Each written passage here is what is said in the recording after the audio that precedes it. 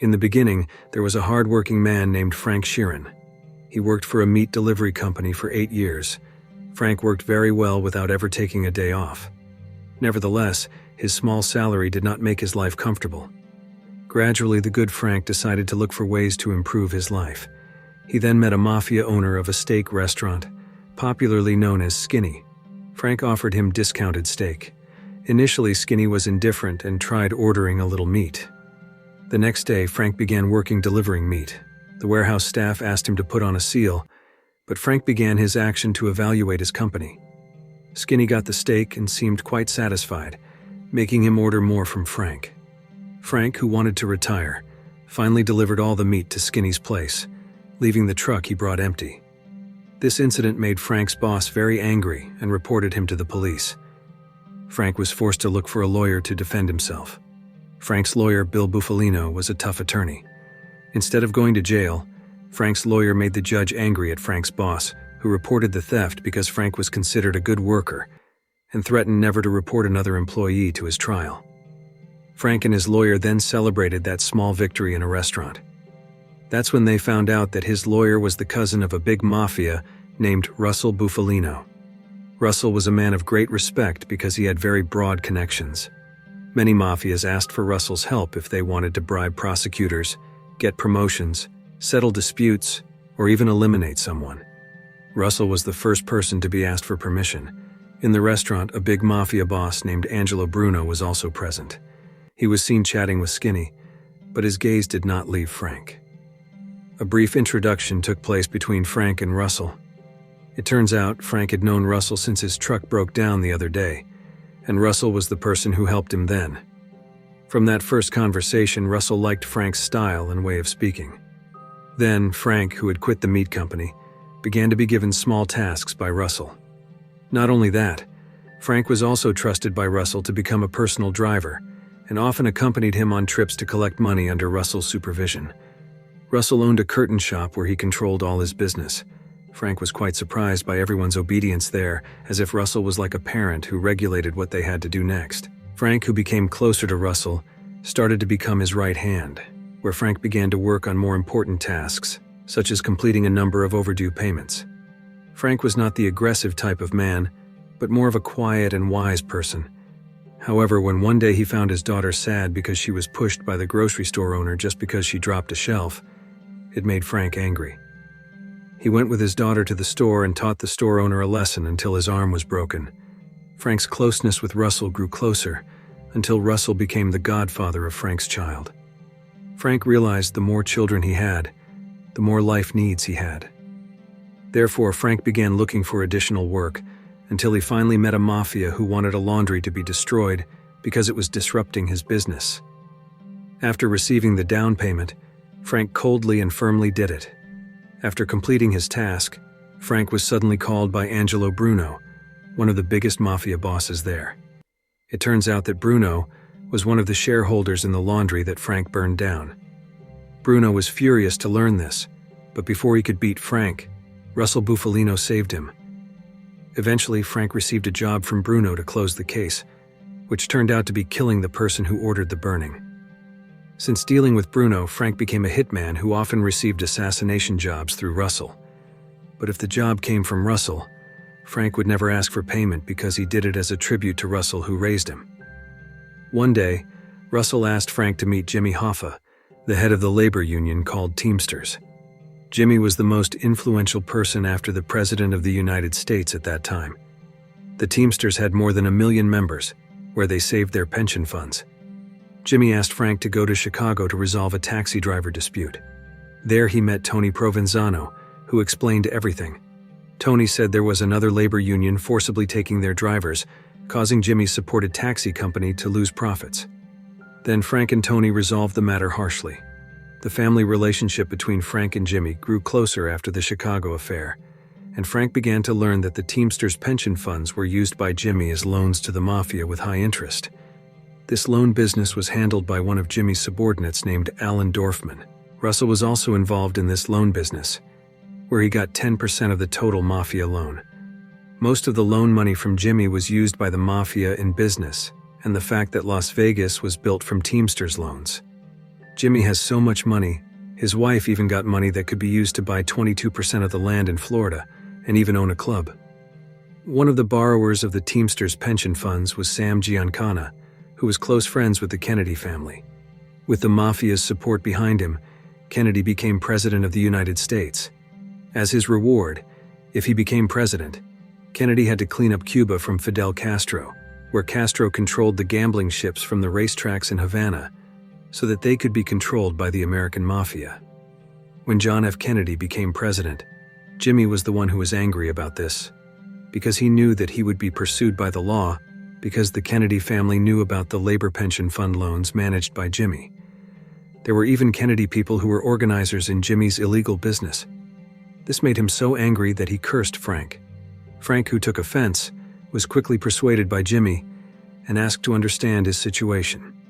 And sure enough, John F. Kennedy appointed his brother as Attorney General named Bobby. And since Bobby's presence, Jimmy has had a hard time covering up his illegal business. Frank was assigned to retrieve items that would be used in Cuba to attack Castro. However, the plan in Cuba failed completely, making it one of the embarrassing incidents for America. With the defeat in Cuba, the president had a bad image in the eyes of the American public. To fix this, Bobby Kennedy, who was appointed Attorney General by his brother, President John F. Kennedy, began to launch efforts to improve his brother's image. Bobby knew that Jimmy had given $500,000 from the workers' pension money to Nixon, the American presidential candidate who fought Kennedy but lost. On one occasion, Jimmy and Frank headed to a workers' meeting where they began to worry about the pension money in the union.